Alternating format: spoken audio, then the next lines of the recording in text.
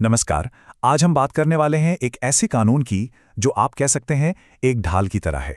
एक तरफ ये ईमानदार सरकारी अफसरों को झूठे इल्जामों से बचाता है, लेकिन सवाल ये है कि क्या दूसरी तरफ यही ढाल भ्रष्टाचार का सबसे बड़ा हथियार बन गई है।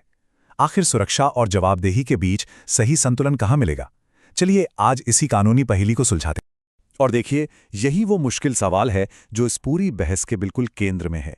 एक तरफ जरूरत है कि भ्रष्टाचार को जड़ से खत्म किया जाए, तो दूसरी तरफ उन अधिकारियों को भी बचाना है जो बिना किसी डर के देश के लिए बड़े और जरूरी फैसले लेते हैं। तो क्या कोई ऐसा रास्ता हो सकता है जहां हम भ्रष्ट को सजा भी देता है और ईमानदार को सुरक्षा भी? यही इस कानून की सबसे बड़ी चुनौती है। तो इस पूरी लड़ाई में सरकार का सबसे बड़ा हथियार क्या है? वो है प्रिवेंशन ऑफ करप्शन एक्ट 1988, यानी भ्रष्टाचार निवारण अधिनियम। असल में इसे रिश्वतखोरी और दूसरे गलत कामों से निपटने के लिए एक ढाल की तरह ही बनाया गया था। अच्छा, तो ये कानून लागू किस पर होता है? लोक सेवक या पब्लिक सर्वेंट? ये शब्द सुनने में तो बड़ा आम सा लगता है, लेकिन कानून की नज़र में इसका दायरा बहुत बड़ा है।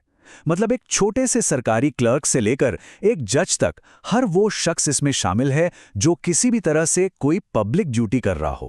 चलिए अब आते हैं इस पूरी कहानी के सबसे अहम हिस्से पर, पूर्व मंजूरी या प्रायर सैंक्शन। अगर इसे आसान भाषा में समझें तो ये एक तरह की परमिशन स्लिप है। किसी भी पब्लिक सर्वेंट के खिलाफ भ्रष्टाचार के मामले में कोई भी जांच एजेंसी, चाहे वो सीबीआई हो या कोई और, सीधे सीधे जांच या मुकदमा शुरू नहीं कर सकती। पहले उसे सरकार से इजाजत लेनी पड़ती है।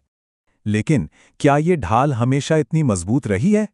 नहीं, इस पर हमेशा से सवाल उठते रहे हैं और यहीं पर हमारी अदालतों यानी न्यायपालिका का रोल शुरू होता है, जिन्होंने समय समय पर इस नियम को संविधान की कसौटी पर परखा है। देखिए, ये जो खींचतान है ना, ये कोई नई नहीं है, दशकों पुरानी कहानी है। 1988 में जब कानून बना तो ये मंजूरी का नियम भी साथ में आया, लेकिन सुप्रीम कोर्ट ने इसे दो बार, एक बार 1998 में और फिर 2014 में असंवैधानिक करार दिया। कोर्ट का कहना था कि कानून की नज़र में सब बराबर होने चाहिए।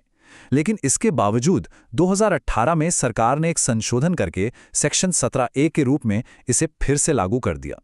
और देखिए, सुप्रीम कोर्ट ने इस पर अपनी राय बिल्कुल भी नहीं छिपाई। एक पुराने फैसले में तो उन्होंने इस तरह के नियम को नई बोतल में पुरानी शराब तक कह दिया था।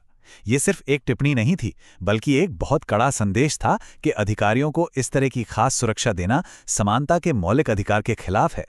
तो हुआ ये कि 2018 में जो ये संशोधन हुआ, उसने इस पुरानी बहस को फिर से जिंदा कर दिया। और आज हम एक ऐसे मोड़ पर आ खड़े हुए हैं जहां देश की सबसे बड़ी अदालत भी इस सवाल पर बटी हुई है। तो ये गतिरोध आखिर है क्या? सबसे अहम बात यह है कि 2018 के इस नए नियम यानी सेक्शन 17A को जब सुप्रीम कोर्ट में चैलेंज किया गया तो दो जजों की बेंच एक नतीजे पर नहीं पहुंच पाई। उन्होंने एक स्प्लिट वर्डिक्ट दिया, जिसका सीधा सा मतलब यह है कि बेंच के दोनों जज इस मुद्दे पर सहमत नहीं थे। एक ने कहा यह सही है, दूसरे ने कहा यह गलत है। तो क्योंकि जज एकमत नहीं हो सके, चलिए अब इस ढाल के दोनों पहलुओं को समझते हैं। एक तरफ वो दलीलें हैं जो इसे जरूरी मानती हैं और दूसरी तरफ वो जो इसे खतरनाक लूपहोल मानती हैं। तो यहां आकर ये ढाल एक दोधारी तलवार बन जाती है। एक तरफ तो दलील ये है कि अगर अफसरों को हर फैसले के लिए जांच का डर सताएगा तो वो बड़े और जरूरी फैसले लेने से कतराएंगे, जिसे पॉलिसी पैरालिसिस भी कहते हैं। ये ढाल उन्हें बेवजह के उत्पीड़न से बचाती है ताकि प्रशासन का काम न रुके। लेकिन सिक्के का दूसरा पहलू ज्यादा चिंताजनक है। आलोचकों का कहना है कि ये नियम दो तरह के नागरिक बना देता है, एक आम आदमी और दूसरा एक स्पेशल पब्लिक सर्वेंट। ये सिर्फ आर्टिकल 14 यानी समानता के अधिकार का उल्लंघन है, बल्कि ये भ्रष्ट अधिकारियों के लिए एक बचाव का रास्ता भी बन सकता है, जिससे न्याय में या तो देरी होती है या न्याय मिलता ही नहीं।